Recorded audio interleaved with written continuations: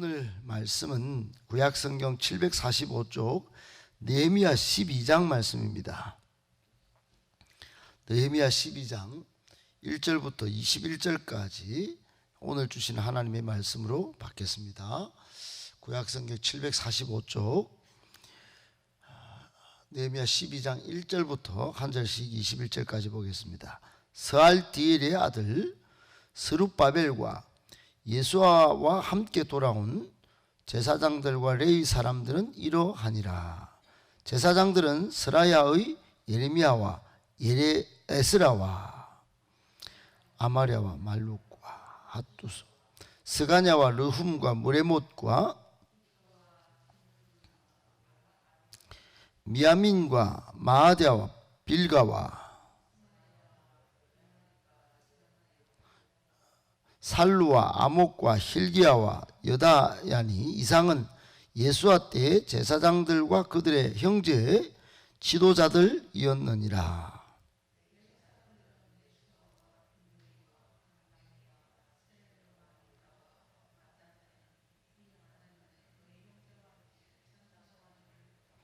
또 그들의 형제 박부갸와 운노는 직무를 따라 그들의 맞은편에 있으며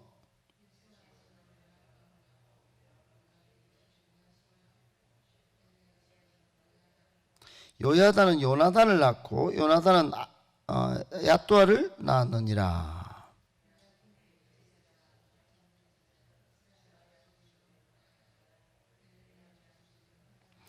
에스라 족속에는 머술람이요 아마랴 족속에는 여호하나니요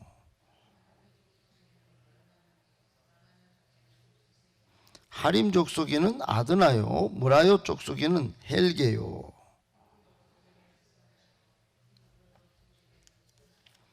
아비야 족속에는 시그리요 미냐민 곧 모야다 족속에는 빌데요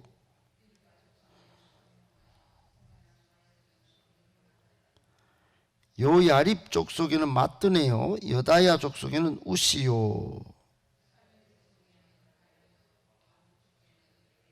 21절 같이 있습니다. 힐기야 족속에는 하사베요 여다야 족속에는 느다넬이었느니라. 아멘. 네, 여러분 새벽에 무더위에 또 밤잠을 설쳐 쓸 수도 있고 또 힘드신 중에도 이렇게 새벽에 나오셔서 기도하신 여러분을 예수님의 이름으로 축복하고 또 건강하시고 하나님이 주시는 신령한 복 많이 받으시기를 예수님의 이름으로 축복합니다. 아멘. 오늘 말씀 세 가지로 정리하겠습니다. 첫 번째, 목회자의 영적 권위를 세워주는 교회가 되어야 합니다. 여러분 통계에 의하면 건강하게 성장하는 또 부흥하는 교회 1번 조건이 목회자의 영적 권위가 잘 확보된 교회 이렇게 나와 있어요. 목회자가 시끌시끌하게 흔들리고 또 성경적인 목회를 할 수 없도록 그렇게 되어 있는 교회는 건강한 성장보다는 생기가 없고 또 여러 파열음이 생기는 그런 현상이 있다 하는 통계가 있습니다. 그 통계만 보더라도 굉장히 중요한 거지만 이게 성경적인 근거도 있다는 사실 오늘 본문이 잘 알려주고 교훈하고 있습니다. 오늘 1절에 보면 느헤미야가 이제 다음 장에 27절에 보면 27절에 성벽 봉헌식을 하는데 그동안 성벽을 얼마나 힘겹게 세웠겠어요. 세우고 이제 봉헌식을 앞두고 오늘 이제 제사장들과 레위인들의 명단을 조사해서 기록하고 있습니다. 우리 이름은 아닌데 이게 오늘 이름도 부르기가 참 읽기도 좀 어려운 이름들이 속속들이 나와 있는데 왜 이렇게 특별히 한 장에 걸쳐서 12장 전체 제사장들과 레위인들의 명단을 조사해서 기록을 했을까? 제사장은 하나님을 예배하는 데 가장 중요한 직책을 가진 사람들이고 또 그 옆에서 보조하여 말씀을 읽고 또 예배 제사를 돕는 레위인들은 그런 역할을 하는 사람들이죠. 아마도 느헤미야의 입장에서 볼 때 국가의 중심을 이런 분들, 제사장들과 레위인들을, 특별히 하나님을 섬기는 주의 종들을 세워서 먼저 이렇게 나라의 기틀을 잡아야 되겠다, 이런 영적 권위로서 나라를 하나님의 나라, 즉 국가 통치의 근간으로 삼으려고 했을 것이라고 생각합니다. 이스라엘 공동체는 하나님 나라 공동체죠. 오늘날로 치면은 칼뱅이 그렇게 세우고자 했던 교회가 국가의 중심이 되는 그런 교회, 그런 나라를 생각했을 것입니다. 실제로 하나님은 그렇게 신정 통치를 하기를 원하셨어요. 이스라엘 백성들이 왕을 주십시오, 그렇게 해서 어쩔 수 없이 사울 왕을 주고 왕정 통치로 갔지만, 하나님의 오매불망 소원은 하나님이 직접 통치하시는 하나님의 나라를 꿈꿨던 거죠. 그 정신을 알고 있었던 다윗이나 다른 사람들은 국가 통치의 근간으로 항상 하나님 중심이었습니다. 또 하나님을 섬기는 주의 종들을 사무엘이나 다 앞세우고 항상 물어보고 그렇게 통치를 했지요. 여러분, 오늘 이 본문이 우리에게 그런 교훈을 주는 것입니다. 목회자의 영적 권위를 이런저런 이유를 대면서 제한하고 흔드는 교회는 생기가 없을 뿐만 아니라 성장도 안 되는 것이고, 목회자의 영적 권위를 잘 세워주는 교회가 건강하게 성장하고 또 하나님의 통치 속에 모든 성도들이 행복하고 또 재미있는 신앙생활을 한다 하는 사실을 교훈하고 있습니다. 꼭 기억하고 우리 교회도 그런 권위로서 교회가 안정적으로 성장하는 그런 교회 되기를 예수님의 이름으로 축복합니다. 아멘. 두 번째, 하나님의 백성은 가장 먼저 왕이신 하나님께 예배 드려야 합니다. 여러분, 예배는 그 중요성을 강조하기가, 뒷순위로 놓기가 매우 어려운, 성도에게 있어서, 교회에게 있어서 가장 중요한 영적 작업이 뭐냐? 예배 드리는 것입니다. 예배는 두 번째로 강조하면 안 되는 가장 소중한 일이죠. 예배에 성공하는 것이 인생 성공의 비결이기도 합니다. 우리 교회는 모토가 있는데 제 1번에 예배와 말씀이 은혜로운 교회를 추구합니다. 느헤미야는 제사장과 레위인의 명단을 이스라엘 백성 전체에 조사해서 공포하면서 첫 번째 이유를 나라 통치의 근간으로 이런 분들을 영적 권위를 확보해서 국가 통치할 목적을 내외에 선포했습니다. 아울러 두 번째 이유는 이분들 제사장과 레위인이 구약 제사, 즉 오늘날 예배의 중심이고 하나님을 예배하는 공동체를 형성하는 것이 참으로 중요하다 느꼈기 때문에 아마 이 명단을 세세히 조사해서 기록하고 공포했을 것이다, 이런 2차적인 해석이 가능합니다. 여러분은 이 성경을 쭉 이렇게 봐오시면서 에스라나 느헤미야나 에스더는 포로 시대 및 포로 시대 이후에 기록된 역사서인 것을 알고 계시죠? 에스라나 느헤미야나 포로에서 귀환하면서 하나님 말씀을 딱 읽어보니까, 아하와 강가에서 읽어보니까 전부 이렇게 포로가 되고 정말 피눈물 나는 고생을 한 것이 이유가 하나님을 왕으로 인정하지 않았다. 그리고 말씀을 읽고 예배가 무너졌을 때 하나님은 가차없이 징계를 내리시고 심지어 포로로 잡혀가게 하셨다라는 사실을 깨달은 거죠.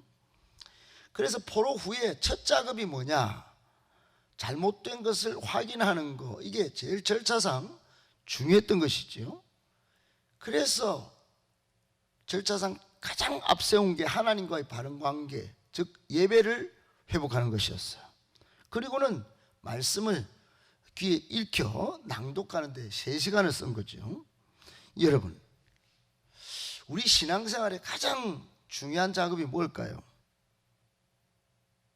하나님을 하나님 되게 하고 인간을 인간 되게 하는 작업, 즉 신인 관계를 확실하게, 건강하게, 바르게 가져가는 하나님과의 바른 관계, 이게 가장 중요합니다. 하나님과의 바른 관계가 눈으로 드러나는 게 이게 예배예요. 예배. 여러분, 사람은 하나님을 섬기고 존경하고 또 경배해야 되는데 그 모든 것이 담겨있는 영적인 작업이 바로 예배인 것이죠. 예배가 회복되면 하나님을 온전히 건강하게 섬기게 되고 하나님은 그것을 기뻐하시고 또 복과 평강과 행복을 주시는 것이지요. 사랑하는 여러분, 예배 회복이 우리 인생 회복에 가장 중요한 작업이라는 사실을 꼭 기억해야 합니다. 코로나 때 예배가 무너진 교회는 다 무너져 있습니다. 오히려 이런 때를 정말 예배를 더 소중히 해야 되겠구나 하고 회복한 교회는 더 건강하게 지금 성장 중입니다. 여러분, 오고 오는 세대에 모이기를 피하는, 예배를 피하는 습관이 처치해 있을 것이라고 이미 히브리서에 경고장이 있습니다. 믿음을 보겠느냐, 예수님께서 말씀하신 적이 있습니다. 믿음으로 예배드리는 거, 하나님과의 바른 관계를 회복하는 거, 여러분 확보하기가 쉽지 않습니다. 꼭 우리는 이 사실을 기억하고 다시 오실 예수님 앞에 섰을 때 예배는 정말 믿음으로 잘 드린 것이 여러분 증명되어지고, 그래서 칭찬받고 여러분 하나님 앞에 떳떳하게 이렇게 서실 수 있기를, 예배 회복의 앞장서는 저와 여러분 다 되시기를 예수님의 이름으로 축복합니다. 아멘. 마지막 3번째, 우리는 믿음의 가문을 세워 나가야 합니다. 여러분, 코로나 이후에 모든 성경학자나 또 목회자들이나 또 세미나가 열린 곳에 다 가보면 한국교회 가장 시급하게 회복해야 할 것을 말하는 것이 2가지인데, 하나는 다음 세대, 2번째는 믿음의 가정사역을 잘 해야 되겠다. 이걸 누구나 예외 없이 강조합니다. 왜 그러냐? 이유가 분명하죠. 코로나 직격탄을 맞은 부서가 교육부서입니다. 회복이 잘 안 돼요. 교회를 오지를 않습니다. 방학을 하면 아이들이 교회 올 생각부터 옛날에 했는데 지금은 전부 바깥으로 돌고 있습니다. 이 가장 확실한 교육의 기초가 가정인데, 부모님들이 믿음으로 생활하지 않으니 아이들이 교회에 올리 만무한 것이죠. 그래서 믿음의 가문을 먼저 세워야 다음 세대가 교회로 오고 또 이후 한국교회도 미래가 있다, 희망이 있다, 이렇게 보는 것입니다. 여러분, 우리 자신이 똑똑히 보지만 믿음의 3대를 이어가기가 쉽지 않습니다. 정말 힘겨운 상황입니다. 어떤 교회는 서울에서부터 지금 운동이 일어나기를 믿음의 3대를 세우자, 이게 캐치프레이즈예요. 가장 중요한 작업이에요. 예배도 그래서 믿음의 3대가 예배드리면 상품도 주고 박수도 치고 막 그렇게 하는 걸 제가 직접 봅니다. 여러분, 믿음의 3대 예배 참여 운동을 벌이는 이 현실, 굉장히 의미가 있고 가치가 있습니다. 오늘 1절에도 보면 함께 돌아온 제사장 가문, 레위 가문을 소개하고 있어요. 1절에 함께 돌아온이라는 표현을 쓴 이유가, 여러분, 함께 이렇게 돌아오기가 쉽지 않았다 이 말입니다. 여러분, 목회지가 있어야 뭘 신학교를 갈 거 아닙니까? 지금 보세요. 여러분, 포로로 잡혀가가지고 성전이 없습니다. 성전이 없어요. 그러니까 제사장들, 레위인들은 돌아오면 굶어 죽어요. 공동체가 온전히 형성이 안 돼 있어요. 그런 속에도 지금 스룹바벨과 예수와 함께 돌아왔다 이 말입니다. 이 사람들이. 여러분, 믿음의 가문을 생계 문제와 상관없이 정말 이어가려고 하는 굳센 믿음이 없으면 돌아오기 힘든데 이 사람들 돌아온 겁니다. 박수받아 마땅하죠. 또 10절 11절에 보면 낳고 마치 마태복음 1장을 읽는 것처럼 그런 믿음의 가문을 잘 이은 예수와 가문을 소개하고 있어요. 계속 아이를 낳은, 그래서 믿음의 3대를 쭉 이어간 그런 역사 흔적이 본문에 딱 있는 것입니다. 사랑하는 여러분, 우리는 기억해야 합니다. 예수님께서 십자가에 달려 올라가실 때, 골고다 언덕길로 올라가실 때 다른 말씀 하신 게 아니에요. 여인들이 막 예수님 생각해서 우는데 예수님께서 이런 말씀하십니다. 나를 위하여 울지 말고 너희와 너희 자녀를 위해서 울어라.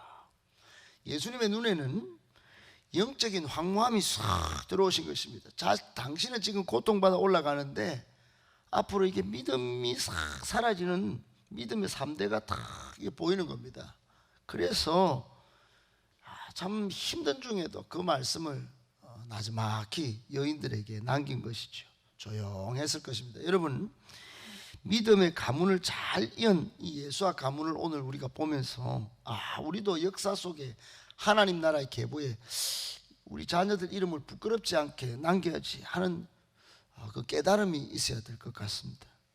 믿음을 전수하기 위하여 할 수만 있다면 여러분 사역을 위해서도 또 앞으로 우리 기도도 여러분 절대로 빠지면 안 되겠다. 죽을 때까지 우리 자녀들 위해서 계속 기도해야 되겠다. 이런 각오가 생기지 않습니까?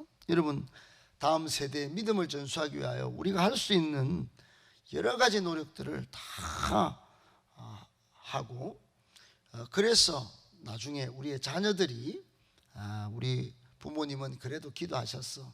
내가 좀 못나서 그렇지. 그러고 돌아와서 하나님을 아름답게 섬기다가 천국에서 만나는 그런 행복한 일들이 일어났으면 참 좋겠습니다. 그렇게 하기 위하여 오늘 또 기도하러 나오셨을 텐데 여러분 이 기도 제목 놓고 믿음의 가문을 잘 세워갈 수 있도록 하나님 성령으로 저희 가족에게 또 우리 자녀들에게 역사해 달라고 기도하셔서 하나님 응답받아 정말 기쁨이 넘치는